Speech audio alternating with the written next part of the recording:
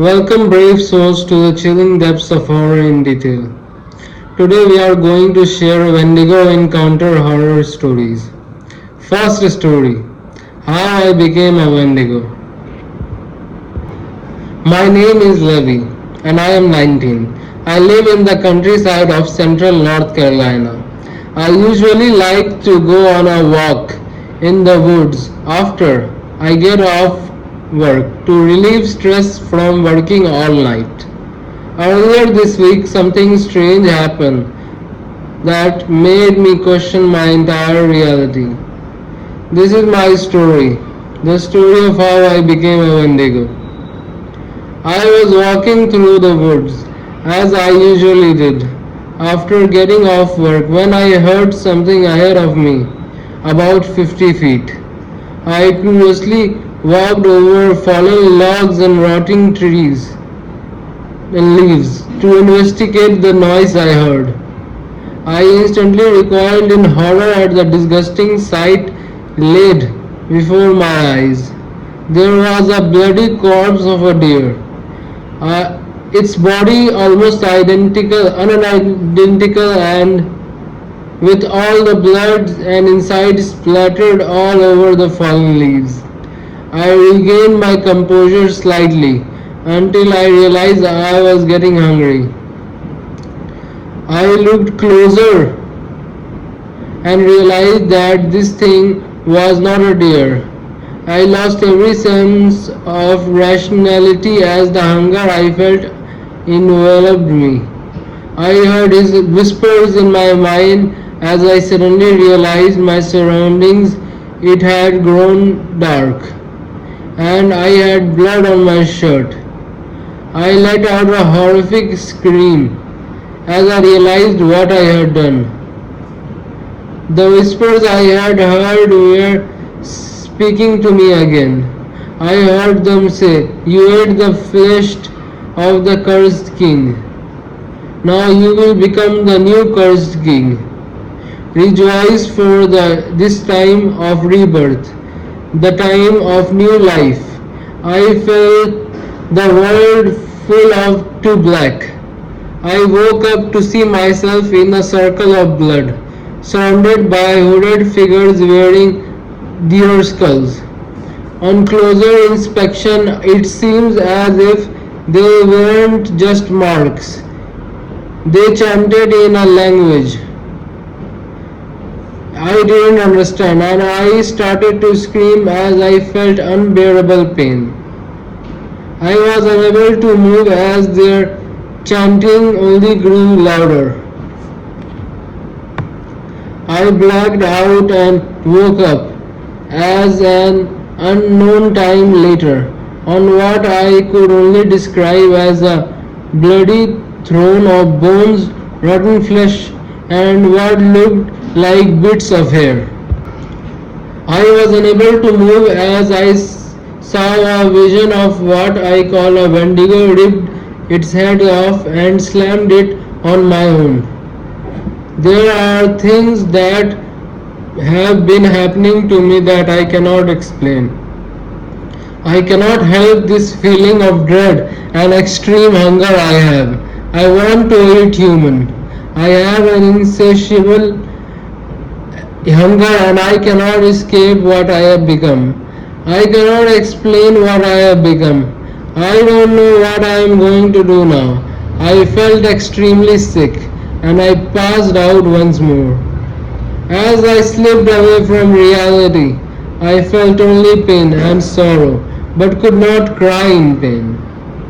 I somehow woke up in my room and decided to seek help. With the last of my sanity intact. Please, if you know what's going on, I need help. I have already eaten 4 people and I am starting to grow antlers and grow fur. My hands are black and my claws make it hard to type. Please, I am begging you. If you see me while traveling in North Carolina, kill me. I am leaving as soon as I post this so I don't hurt anyone else. It's too late for me now.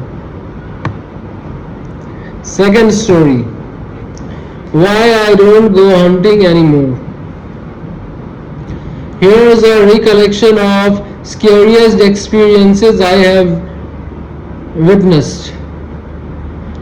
It all started some time ago, during the closing weekend of Northern Zone rifle season in New York.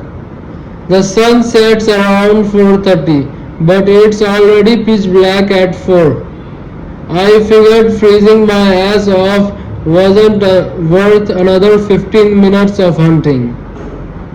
I climbed down from the frigid tree stand, my back turned to the dark, silent forest. Normally, the back to the main road takes around 10 minutes, but it took me an hour.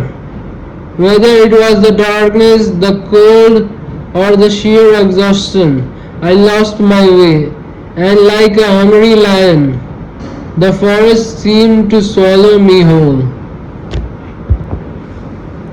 Stumbled through the mud covered snow, my white knuckles growing even paler as I gripped tightened around my rifle. The sound around me were faint, the hostile wind whipping through the forest, the soft clink of my bullets in my pocket, until I suddenly heard it. A sound I would never forget, a sound that still haunts me to this day. To this day. The cry of an infant, wailing, calling for its mother, who wasn't there. I froze in my track, but only for a moment. Then I started walking faster, breaking into a light jog. The rational part of me insisted it was just some half-starved coyotes scavenging for any scab to ease their shriveled stomachs. But deep down, I knew that was the biggest load of bullshit of God's green earth. After running for 15 minutes, I stopped to catch my breath, gasping for air in icy cold wind. When I finally lifted my head and realized just how complete the darkness around me was, my headlamp barely made a dent. My phone has never been great in the woods, but I always managed to get a signal when I needed it. This time my phone wouldn't even turn on. Then I heard something that shook me even more than the infant's cry. The voice of a woman coming from deep within the woods. At first it was a light, almost gleeful laugh, but then came words, chilling in their calmness. Hello, I see you. You know that, right? Her voice had a strange, twisted cheerfulness to it, like she was savoring my fear. If I had been running before, I was certainly sprinting now. The forest around me seemed to come alive, with an unsettling chorus of laughter, cries, and agony. The sound of an unseen symphony wailed into the night, each note a twisted blend of human emotion harmonizing into a singular horrifying sound of pure terror. Then it stopped.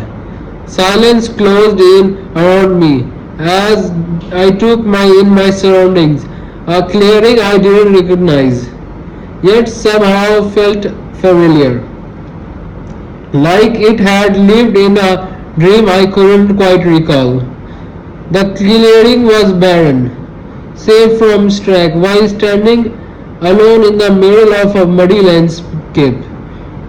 Its twisted branches reached upward as if grasping for an unseen place, a place not meant for human eyes. The trees was grisly triangle of knotted branches, skeleton white barks, and unsettling silent aversion. I took a step closer, my hands reaching out, yearning for something that wasn't there. At the center of the tree, a crude drawing was carved, a rough outline of human female, her form distorted and unnatural.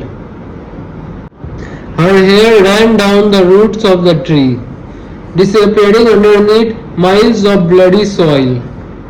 Perhaps the most chilling detail of all was the axe covered on her chest, right where her heart should have been.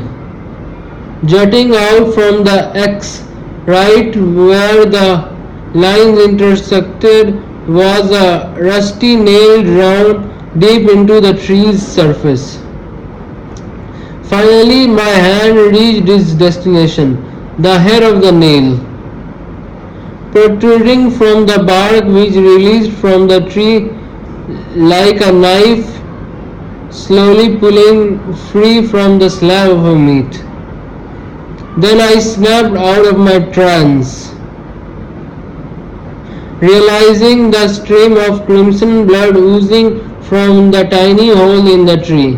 As soon as it had hit my mud crusted boots, I heard it, a blood curdling scream echoing from the woodline behind me. It didn't sound human, but it didn't quite sound like an animal either. I bolted through the forest, crashing into the god's forsaken trees as I went. My frantic flight through the woods abruptly ended with just a few more steps.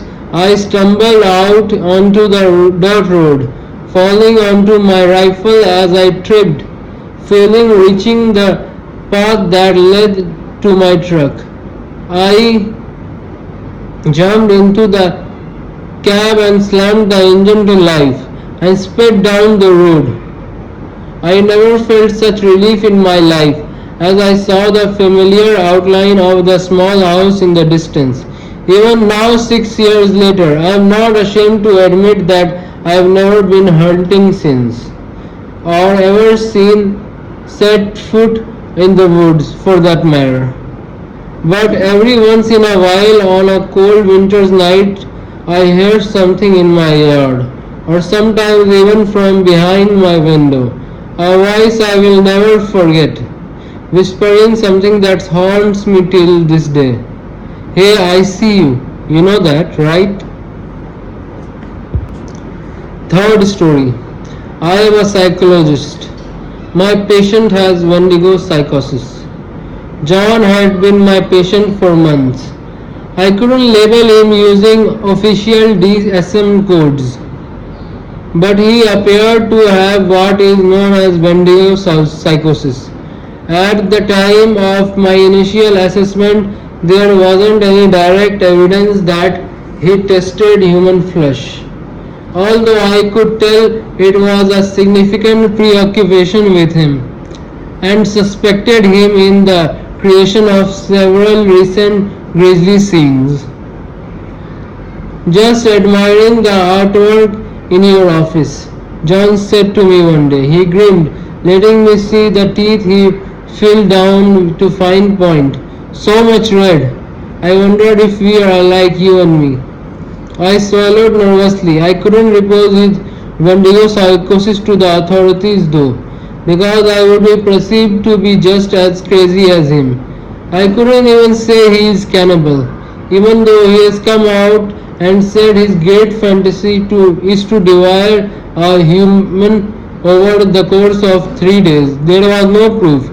So much red, John repeated, like a sea of blood making its way to your kitchen table. He grinned again, seeming even more unstable.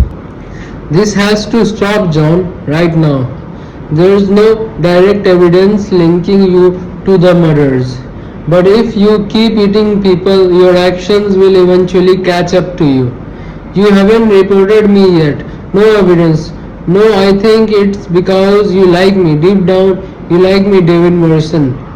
Why would you hell would I like someone like you? I couldn't prove it, but I know you are a murderer. Not just that, a monster. John put a hand admiringly to his heart. You really think that about me? Yes, I do. I'd like to talk to about your parents, John.